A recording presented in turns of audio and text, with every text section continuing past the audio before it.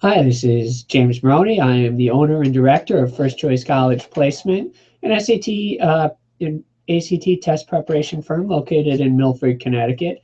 And tonight I'm going to be giving you a presentation on the 9 things you need to know before you take the SAT. If you have any questions, we're going to activate the question and answer feature. Or actually, you know what? I will just activate the chat. So please, if you have any questions, send me a message there. Or if you're watching this as a recording, please feel free to send me an email. Maroney, that's JMARONEY, at firstchoicecollege.com. Right now, what I'm going to do is I'm going to share my screen with you, and we're going to go through a PowerPoint presentation, and then at times I'm going to pause it. I'm going to share my full screen so I can go back and forth between some PDFs of actual practice tests and the PowerPoint presentation.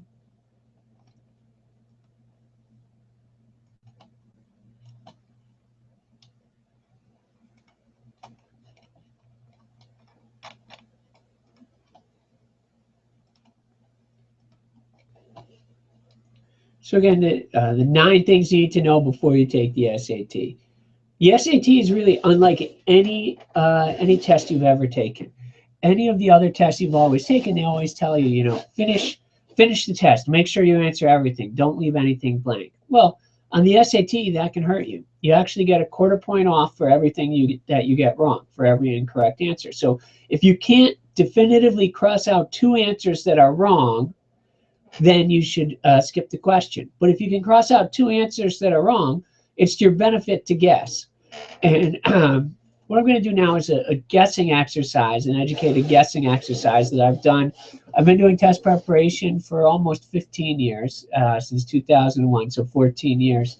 And in that time, I've done this presentation a number of different times. Hundreds of students have done this, and less than 10%. Well, let's go through. I don't want to ruin it. But what we're doing is we're saying this is one of the math sections. There are 20 questions, so it's one of the 25-minute math sections. And you know that B and D are wrong, right? So you've eliminated B and D. They're definitely wrong. So all you have left are A, C, and E. And you're not sure which one is the right answer. So so what you need to do is you can just go through and randomly choose A, C, or E. Go through and bubble those in the 1 to 20. I'll give you a second now, or if you're watching the recording, you can pause the video and fast forward. But I'm going to give you a second to go through, and again, 1 to 20, just guess A, C, or E.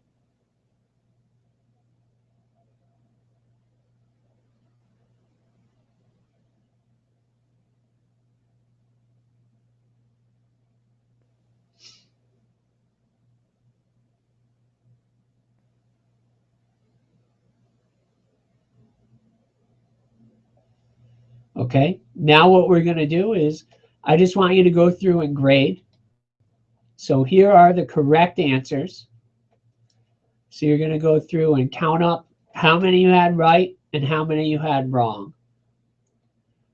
So again, just take a second to go through, look at your answers, look at the correct answers. And then your scaled score on the SAT is the number you have right minus 1/4 the number wrong. The only exception to that is on the grid-ins, where it's not multiple choice. You don't get any points off. So you should always guess on the grid-in. On other questions, on multiple choice questions, you only guess if you can cross out 2 wrong answers. Definitively, confidently cross out 2 wrong answers. And so what I want you to do is, so you take the number right minus 1/4 the number wrong, and that gives you your raw score, which then would be equated to that scaled score between 200 to 800. But in all the years that I've done this, I've only had less than 10% of the people, and it's way less, it's about 23, 24 people who have come up with either 0 or a negative score, meaning that they didn't add any points by making an educated guess, or they lost points on their score by making an educated guess. So, it's definitely to your benefit if you can cross out 2 answers as wrong to guess. As we go through the test, Another thing that's important to know is that the right answer is staring you in the face, right? This is a multiple choice test. So the good thing about the test is one of the answers is right. The bad thing is that 4 are wrong, and they're not just random wrong answers. They're the most common mistakes that students make. So, but because we know that one of the answers is right, there are a few things you can do. One, you can always work backwards, or that guess and check, right? Plug in answers. When you plug in answers, you always start with C. And why do you start with C? The reason you start with C is answers always go in order from smallest to biggest or biggest to smallest. Either way, C is in the middle. So you know if you need a bigger number, which way to go. If you need a smaller number, you know which way to go. Now this question here, again, we know one of the answers is right. This question, and the reason why we included this question is whenever you have a question that has these words, of the following, so which of the following, all of the following except, those words, of the following, mean that this is a process of elimination question. And so you have to work backwards from answer choices. In a question like that, I tend to work from E up to A. And the reason is I found it's E or D more often than it's A or B. Not that it's never A or B, just that it seems to be E or D slightly more often than it's A or B. And so our goal is to save you seconds so that you can get to the answer quicker, right? And on some of those, because there are some questions that are what I call brute force, that you just need time to plow through them. Another thing that's important to know about the test is that the math questions appear in the order of difficulty. So you should always know where you are on the test, right? If you're on an easy question and the answer seems easy, it's probably right. If you're on a hard question and the answer seems easy, it's probably a trick, okay? And another thing that's important to remember about hard questions, the only thing that makes a hard question on the test hard is the percentage of people who get it correct. So less than 1/5 of the people who take the test would get that question correct. And so that's it. And it's not always a difficult concept. In fact, it's usually, the SAT is more tricky than it is difficult. So, one of the things you have to make sure you read every question carefully and then you answer the question that's being asked. This question is number 16. In a section of 16. And this is just an example of kind of a couple things that I like to show from this one. One, so what are they doing? They say, tell us that xy equals 7 and x minus y equals 5. And then the question is, then x squared y minus xy squared equals. So a few things here. Number one, on the test, everything they tell us is useful. Very rarely do they introduce extraneous information into the questions. And so when I'm looking at this, I'm asking myself, why do they tell me that xy equals 7? Why do they tell me that x minus y equals 5? And how can I use that to solve? The second thing is factoring leads to shortcuts, okay? And it tends to be you do the opposite, meaning that if a question is expanded, you're going to factor it. If it's factored already, you may have to expand it to solve. And so we look here at x squared y minus xy squared. And we say, what do they have in common? And so we started working this out over here for you. So what do x squared y and xy squared have in common? Well, we can pull an x and a y out of each of them. So this question just becomes xy times x minus y. Oh, what do they tell me? They told me that xy equals 7. So this is 7 times, and they tell me that x minus y equals 5. 7 times 5, which is 35. This is, again, this is a last question in the section. It's a number 5, our most difficult. But you can see there's more of a trick than it is a difficult question. And if you recognize that trick, it definitely makes it a lot easier. Now, one of the things is, as you approach the test, you really should approach the reading section like it's a math formula, like there is an exact right answer. And I know, on the test, the reading, we're not looking for the right answer. We're looking for the best answer, right? And it's not the best answer according to you or me. It's what the College Board tells us is the best answer. It's important to note that there's always going to be evidence for the correct answer choice. And you should be able to look back in the passage and point to something to support your answer choice. And the other thing is, because it's the best answer, not just a good answer, make sure you look at all of the answer choices before you pick something. So we look here in choosing the best answer in this one. Choice of language frequently plays a significant role in the development of the Hispanic American writer's voice and message. I lack language, wrote Cherry Moraga, author of Loving in the War Years. Yo que nunca paso por sus labios. And as is probably pretty obvious, I do not speak Spanish, un poquito, not even a little. The use of two language in the title itself expresses the difficulty that the author perceives in narrative, in narrating personal experience in one language when one has lived in another. Which of the following situations is most analogous to the problem presented in the passage? And so we talked before, we said the math questions go in the order of difficulty. They go from easy to hard. The sentence completion, or the vocab questions, there are 19 total of those sentence completions on the test, so at roughly 10 points per question. Roughly 200 points of the SAT are on your vocabulary.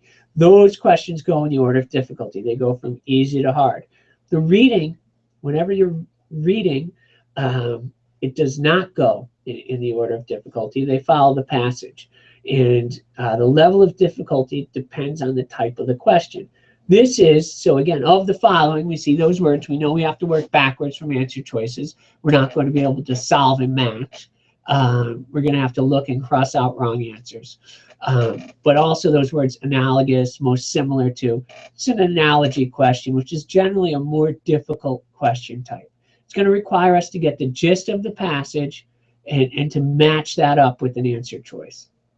So let's start again. We'd say we're going to start and go E up. An Asian American journalist attempts to write essays for both Japanese and American audiences. Well, what's the problem here? The use of two languages, and the title itself expresses the difficulty that the author perceives in narrating personal experience in one language when one has lived in another. So that's not necessarily, it doesn't talk about those difficulties there in narrating your personal experience. A Russian novelist living in the United States finds it difficult to articulate insights in American English. So again, this is, what are they talking about here? Narrating a personal experience in one language when one has lived in another. So right, trying to articulate, to speak their insights in English when they've lived in perhaps, the native language spoken at home is Russian. So living in one language, trying to narrate in one language when you've lived in another. So that's our answer. And a lot of times it just does paraphrase something right from the passage like that. But we would still look at everything because, again, it's the best answer, not the right answer. An African-American novelist draws upon the historical past of African Americans to bring nuance to her work. Again, it's not the narrating a personal experience in one language when you've lived in another. A Cherokee columnist assumes that readers of national newspapers are unfamiliar with Native American cultures. No, again, this is an issue of language and the difficulty with narrating your personal experience because of the two different language. A Hispanic American artist living in Chile has difficulty selling his paintings. Well, that's painting. It has nothing to do with narrating personal experience. Next thing you know, I started talking a little bit about the sentence completions. Sentence completions test vocabulary, right? And so studying vocabulary is one of the best ways of increasing your score in the sentence completions. And so spending 5 to 10 minutes a day on a website like freerice.com, or going to quizlet.com, or going to our website, firstchoicecollege.com. And under the test preparation, we have a vocabulary building where we link to 12 sets of flashcards that we've put up on Quizlet. So frequency and repetition, right, is the key to building vocabulary. The other thing that's important with vocabulary is reading. In the overall on the SAT, the people who score best on the test are voracious readers. And so I know that it's hard to read more, read for fun outside of everything you have going on at school. But I recommend that you sign up for the New York Times Online and you read at least 1 or 2 editorials a week. And the reason is your local newspapers are written at a 6th to 8th grade level.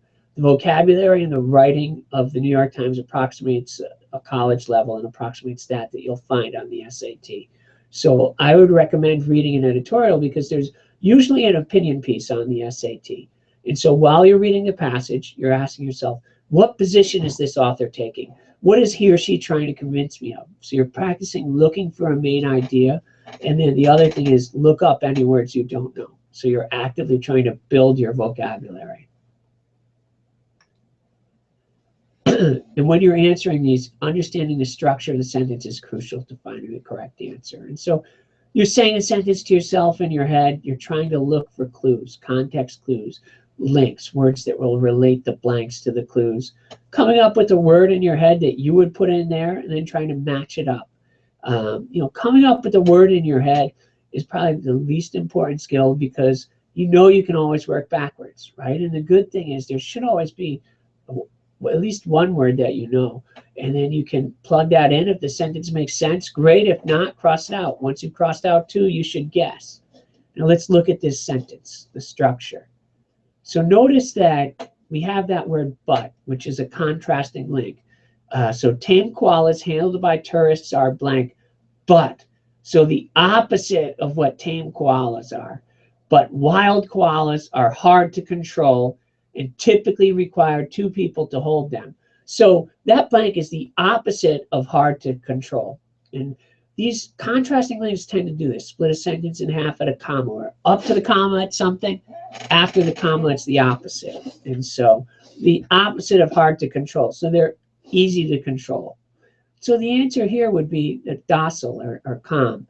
Another good word to look at here is adroit, skillful. Adroit, adept, dexterous, the skillful family. You're usually going to see one of those words on the SAT. And again, another thing that's important is really marking up your test. When you know that something is wrong, crossing it out, underlining clues, circling links, drawing maps back to the blank as to what's related, how it's related. Another thing you can do is sometimes you can tell if you're looking for a positive or negative word. And you can write a plus or a minus in the blank and then go to all of the answer choices and write pluses or minuses next to them and get rid of those that aren't the right connotation. That's especially helpful in a 2-blank sentence like this, where if you know it goes positive then negative, anything that doesn't fit that pattern you can get rid of. So let's look at this sentence and mark this one up. Although, again, a contrasting link. So it's probably going to have an opposite. So here it could be the blanks are opposites of each other, or one of the blanks is the opposite of the clue. Although the late Supreme Court Justice Thurgood Marshall had blanked that his papers be available only to scholars, comma, the Library of Congress blank his wishes and exhibited them to the general public. So what do we say? What did he probably do? Although, so we're going to have it's going to be the opposite after the comma, and after the comma, the Library of Congress is exhibiting them to the public. So what did he probably want to do? He wanted to say that his papers were only available to scholars, and then they disregarded his wishes. So although that contrasting link, and then it splits there at the comma. So in 2 blank sentences, typically what I would do is I would start from the second blank, plug in all those. You can usually get rid of 2 or 3, whatever you have left, you go back and you plug in the first blank. No matter how well one of the words goes, if the other word doesn't go, you have to get rid of the pair. You can't always do that. Sometimes you have to plug them both in together. But Library of Congress publicized his wishes and exhibited them? No. Repealed his wishes? It's not really to repeal. Disregarded his wishes? Yes, that would be an opposite. Executed his wishes? Honored his wishes? No. And so really from the second blank, I mean, you could say maybe B and C, but really C is the best one just from that second blank. Then we go to the first one. Had denied that his papers? No. Had stipulated that his papers? Yes. Gives us that opposite relationship.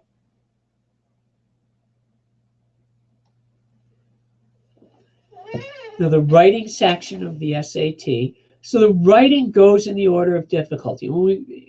And in a second, I think what we'll do is we'll go look at a sample test so we can go through and understand the way the test is set up. There are like 10 or 12 basic grammar rules. And so we're kind of building a checklist in our head of the rules and testing each sentence. Do the subject and verb agree? Is the verb in the correct tense? If there's a pronoun, does it match its antecedent? If there is a comparison, is it a logical comparison? And there are these rules that we need to review, these grammar rules. But more importantly than just reviewing the grammar rules, looking at practice problems and understanding how these rules are tested on the SAT.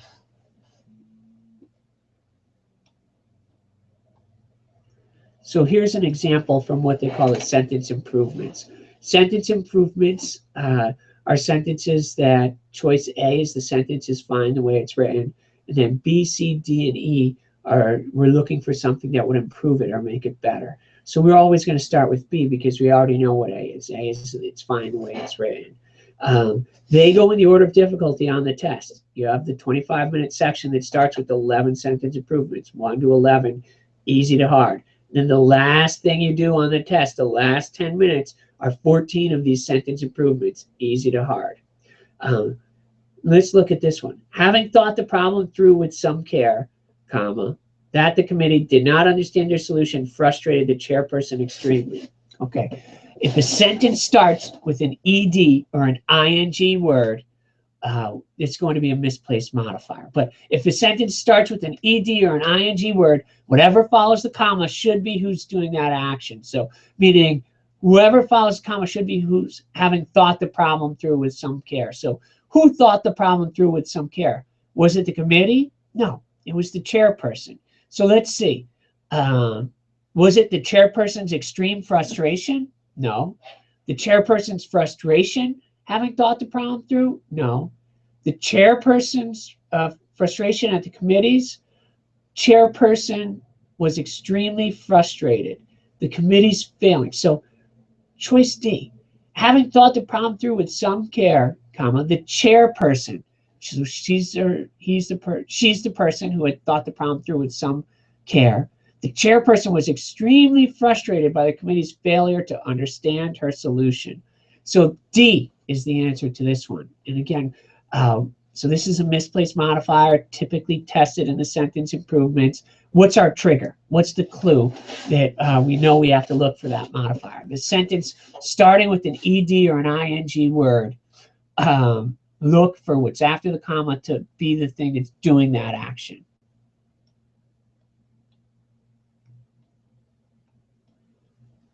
And this is an error recognition. So it's number 29, so which means it's a hard one. Error recognitions go in the order of difficulty as well. There's numbers 12 to 29 in that section of that 25-minute writing section. E, and these ones where they underline different parts of the sentence, and then E is there's nothing wrong, there's no error with the sentence. It can be E just as often as it'll be any of the other answer choices. The only thing is, know where you are. If you're on 26 to 29, the hard questions, be careful before you choose E because the errors are much more subtle. So let's look at this one. There is probably no story more dramatic than baseball's great hitter and right fielder, Hank Aaron. So this one, the clue here, the trigger is that word than. Whenever you see the word than, it becomes like the center of a seesaw.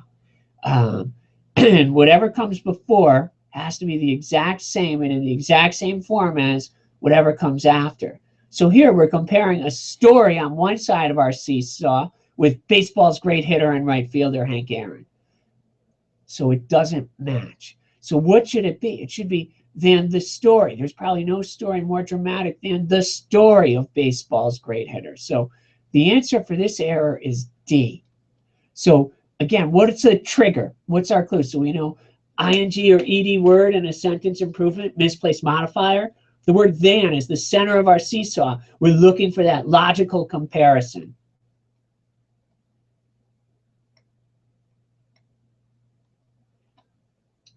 One of the things that I feel is that the SAT is a very visual test.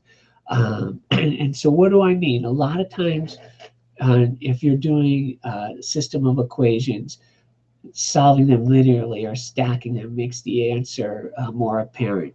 On the geometry, a lot of times they like to combine shapes, right? And they don't make you memorize any unusual formulas. In fact, most of the formulas you'll need for the geometry are right there at the beginning of the section. But they love combining shapes, and they love relating shapes to other shapes. And a lot of times, the key to solving a hard geometry problem could be to draw a shape in where there is none. So what do I mean? We're looking at this. This is a number 20 out of 20. It's a very hard geometry problem. It's a number 5. In the figure above, and we've already drawn in that, you can kind of see what we've drawn in there to make that answer more apparent. In the figure above, each of the 4 large circles is tangent to 2 of the other large circles, the small circle and 2 sides of the square. If the radius of each of the large circles is 1, what is the radius of the small circle? And so what do? We draw in this square in here, and what do we know the sides of the square are? Well, they're each a radius of the circle, so you go from the center out and then back to the center of the other circle, so that's 2. And then what do we see? If we draw a diagonal, part of it is the radius of those circles, and then the rest is the diameter of that smaller circle. It cuts right through the center. And so what do we know? What's the diagonal of a 45, 45, 90, or an isosceles right triangle? The hypotenuse of an isosceles right triangle. So that formula, and they give that to us right at the beginning of the section, is x, x, x radical 2. So the diagonal of this square, the sides are 2 and 2. So the diagonal is 2 radical 2. And then what else do we know? Well, we know that there are 2 radii there. So you can do 2 radical 2 minus 2, which would give us what's the diameter of that smaller circle. And then the question isn't what's the diameter of that smaller circle, it's what's the radius of the smaller circle. And so what do we need to do? We need to divide it by 2. And so you can see the answer here is D. And again, this is a hard question. Know where you are. How do they make the hard questions harder? More difficult concepts? Yes. More than one step? Yes. And a lot of times they also have an attractor, an answer that looks right, but it's really wrong. It's meant to distract you from getting the right answer, or more, I guess we can say to attract you to pick the wrong answer. One of the things that's important to remember is the SAT is a very literal test. A lot of times people think because it's the SAT, that's too easy. It has to be harder. Again, know where you are. Easy question, easy answer. Don't overthink the test. Don't put meaning in where there is none. Answer the question the way it is being asked. And so this is one of those paired paragraphs. And so there are 8 total paragraph length reading questions on the test. There's one section that has a paragraph and 2 questions, a paragraph and 2 questions. And then one section like this, where we took this passage from, that has paired paragraphs and 4 questions. The author of passage 2 would most likely respond to the last sentence of passage 1 by, well, we need to read passage 2, and we need to get a gist for it, the tone. What's the general feeling of this author? What's the author's attitude towards this subject matter? Are dolphins unusually intelligent? Dolphins have large brains, but we know that brain size alone does not determine either the nature or extent of intelligence. Some researchers have suggested that dolphins have big brains because they need them for sonar and sound processing and for social interactions. Others have argued that regardless of brain size, dolphins have an intelligence level somewhere near that of a dog and a chimpanzee. Fact is, we don't know, and comparisons may not be especially helpful. Just as human intelligence is appropriate for human needs, Dolphin intelligence is right for the dolphin's way of life. Until we know more, all we can say is that dolphin intelligence is different. So, what is this general feeling of this passage? The author's general attitude is that dolphins' intelligence is appropriate for dolphins. And so what do? We look at the last sentence now of passage 1.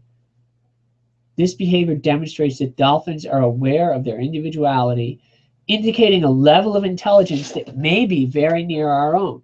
So how would the author of passage 2 respond to that? Well, the author of passage 2 was saying you can't compare different species' intelligences. All we can say is that it's appropriate for that species. So let's look through these answer choices. Suggesting that intelligence in animals is virtually impossible to measure.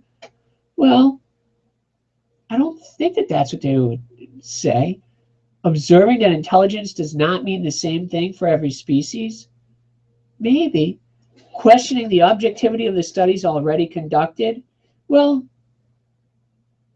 what do we know? We know that the main gist of that passage is that dolphin intelligence is appropriate for dolphins, and that's all we can say. Noting that dolphin activities do not require a high level of intelligence, so we can cross that out. Arguing that little is actually known about dolphin social behavior. No, again, I think that the author of passage 2 would argue more that all we can know is that dolphin intelligence is appropriate for dolphins. So the answer to that is B.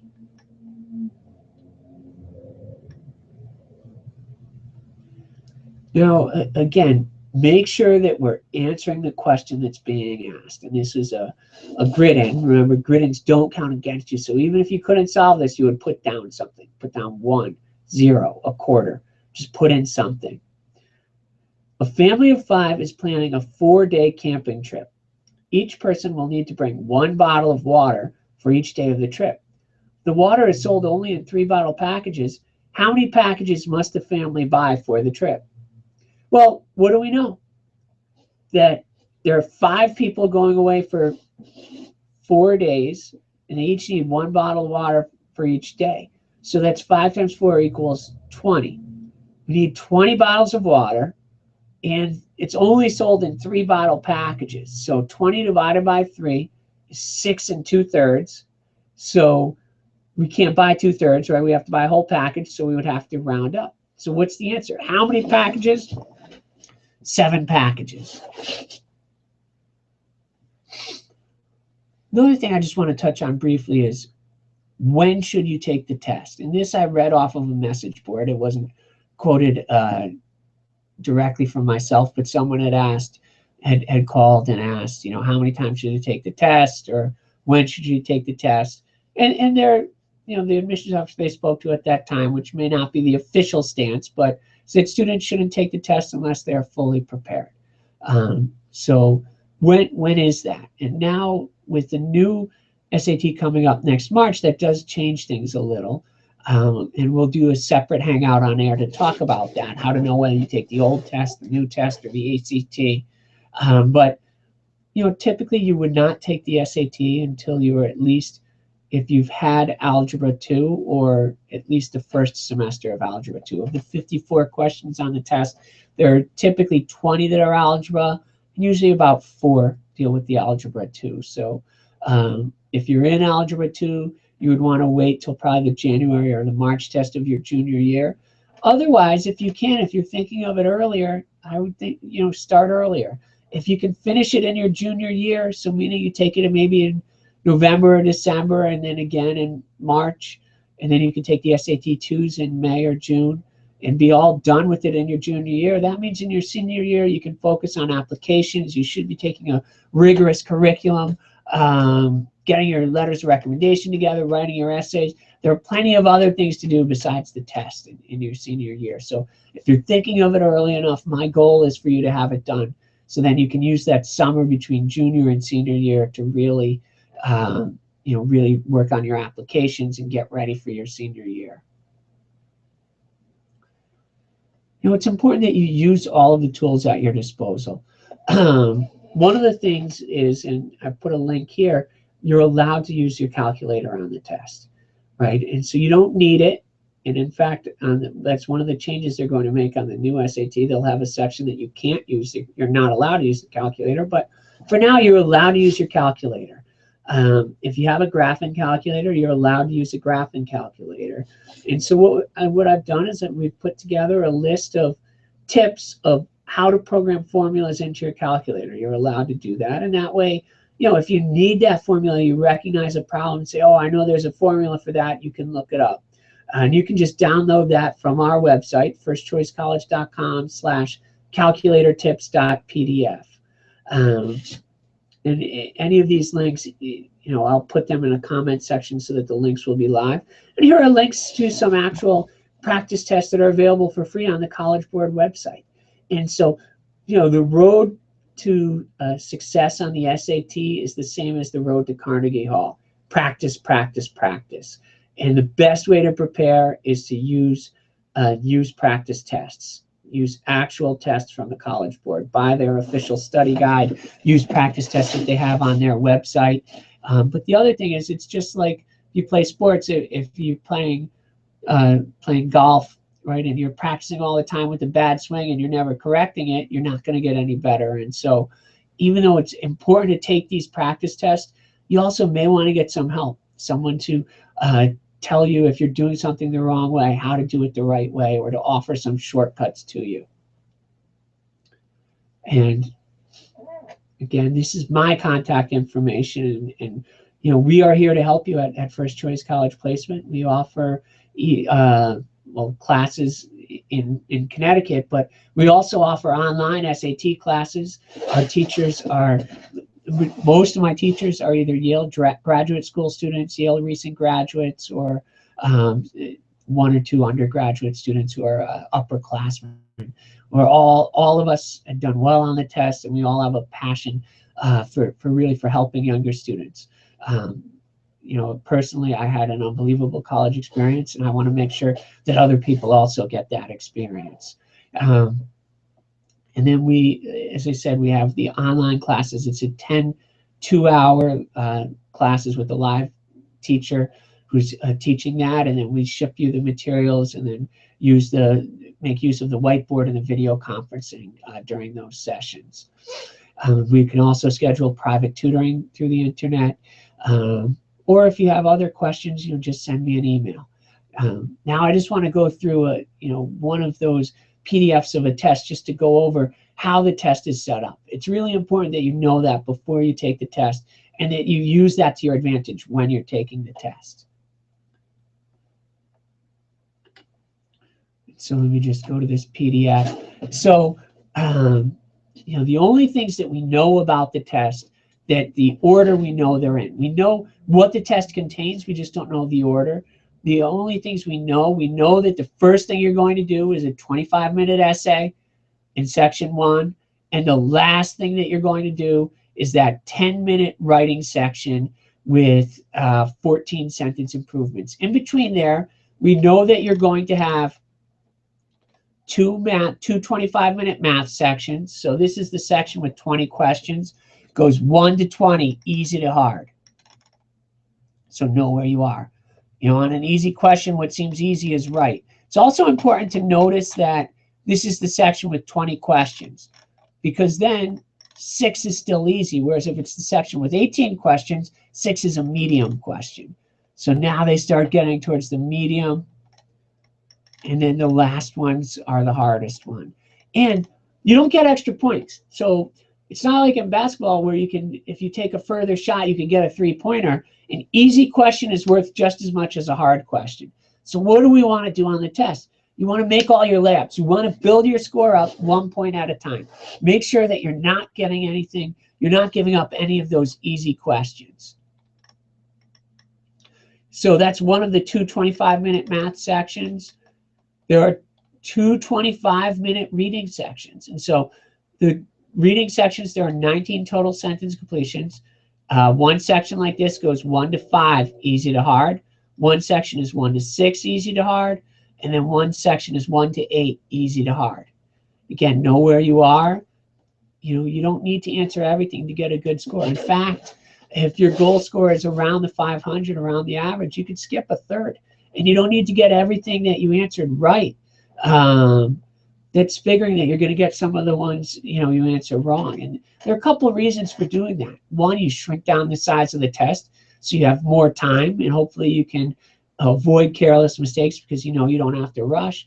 And two, for every 4 that you had wrong before, if you skip it instead of getting it wrong, your score goes up 10 points. So we start with the sentence completions, which are vocabulary. Then we have these paragraph improvements. So this is the paired paragraphs with 4 questions. Budgeting your time, 30 seconds per sentence completion. So it's 2.5 minutes, 4 minutes for these 4 questions. And then this one is 2 medium length passages. And so you're doing this one, you have 1 minute and 15 seconds per question. So there are 7 questions here.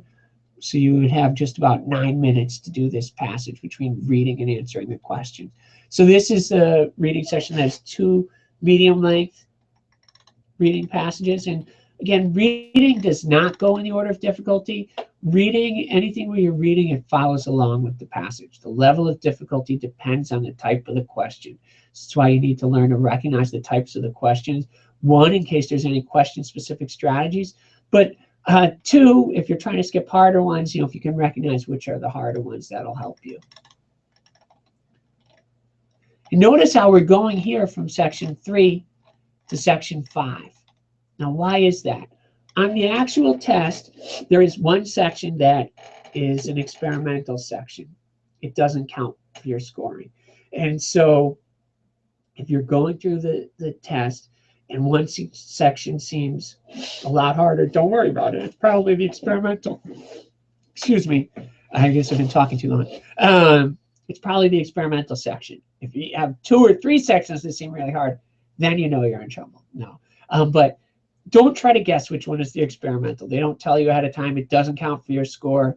But I've had students before who try to guess, and of course they guessed incorrectly and they didn't do as well as they should have on the test. You have to try your hardest on every section of the test. But the reason they do that is a few reasons. One, to try to get out any regional differences. If it's a question that people in the North get right and people in the Southwest get wrong because of the way they phrase it, or gender biases, if it's something that more men get right than women get right, or more male than females get correct. And also to put things in the order of difficulty to assess how hard is that question, right? We know that math goes in the order of difficulty, vocabulary goes in the order of difficulty, the writing goes in the order of difficulty. And so that helps them to assess that.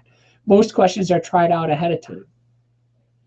So this is the 25-minute writing section. So 1 to 11, easy to hard on those sentence improvements.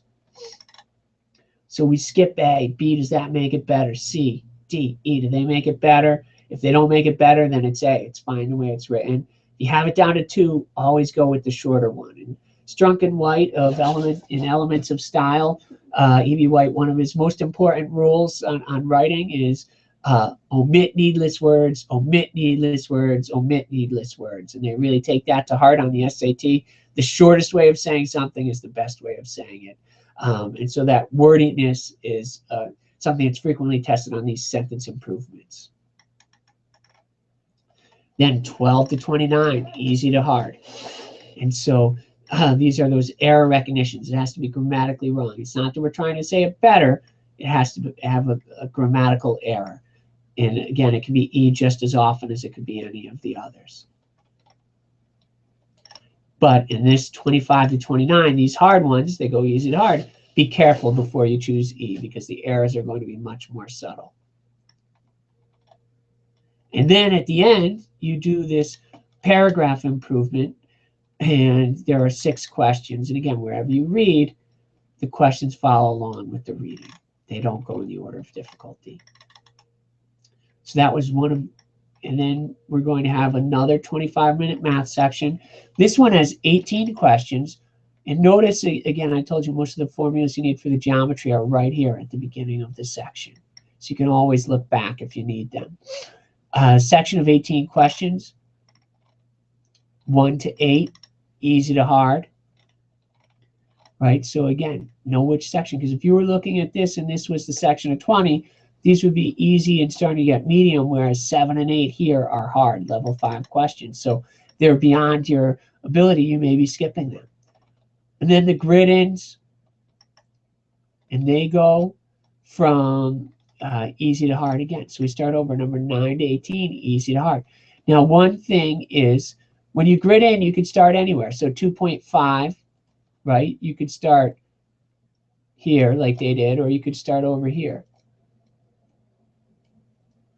The only thing I'll tell you is that if you, let's say, and I'm going to tell you just because I gave a practice test and I had a student, I had to mark it wrong. It was 1 1/3 or 4/3. So if you grid that in as 4/3, like they did this one, 7/12, that'd be correct. The student wrote it in as 1.3, and then he drew a line over the top of the 3. So he did the work right. He knew what was the right answer, but he got that question wrong because you need to grid in everything. So you'd have to go 1.33 in that example, filling it all in if there are decimals. So here with the 2/3, if you put it in as 0.6 or 0.66, it would be wrong. But if you put in either 0.666 or 0.667, either of those would be marked as correct. Another thing is on one of these, if they say one possible answer, that means that there's more than one right answer. So all you need to do is put in one of them and it'll be marked as correct. So 9 to 18, again, easy to hard. Make sure you're answering. Make sure you're putting something in for one of these questions. And then another 25-minute writing section. 1 to 8, easy to hard. So if you're skipping, right, 7 and 8, those are the harder ones. Paragraph 2 questions, paragraph 2 questions. And then this has the paired passages, passage 1, passage 2. So we have passage 1, questions about passage 1, passage 2, questions about passage 2, and then questions comparing and contrasting the two passages. Now we get here, sections 8 and 9 are 20-minute sections, and they can flip the order, but here we're going to have a 16-minute math section, or 20-minute math section with 16 questions, 1 to 16, easy to hard. And then a 20-minute reading section where you have the sentence completions, 1 to 6, and then this one, it's the one longer reading passage with 13 questions. So we know the composition of the test, again, that it's going to be essay for writing, a 25-minute multiple choice writing, 2 25-minute reading, 2 25-minute math, a 20-minute math, 20-minute reading, 10-minute writing, and then an extra 25-minute experimental section. We just don't know the order that they're in. And just another thing, well, one, when you're in there on the test, again, worry about building your score up 1 point at a time and just worry about your test. I remember, after one test, I had a student who told me, they gave me the wrong test. I said, well, how do you know? Well, I was doing reading and someone else had their calculator out. So I freaked out and I didn't know what to do, and I didn't do well on the test. Well, first off, don't look at someone else. Just worry about your own test. But the reason that could be a few reasons. One, everything else, you're taking the test the same day, you're going to have the same questions, but you could have them in a different order. There are certain tests each year, January, May, and October, that you can actually buy a copy of the SAT test that was given, and you can see the questions. They'll list different forms of the test, meaning they have the sections in different order, or you could have had a different experimental section. They're not necessarily guaranteed to be the same. But again, the moral of that story is to focus on your test when you get in there. Maybe when we get closer to the May SAT, I'll do another one of these hangouts on air and give some last-minute tips and strategies. And then again, we said you end with that 10-minute section. You've been in there almost 4 hours, and you have these 14 sentence improvement questions, which are all focus and concentration. And it's very hard to focus and concentrate after you've been in there for almost 4 hours.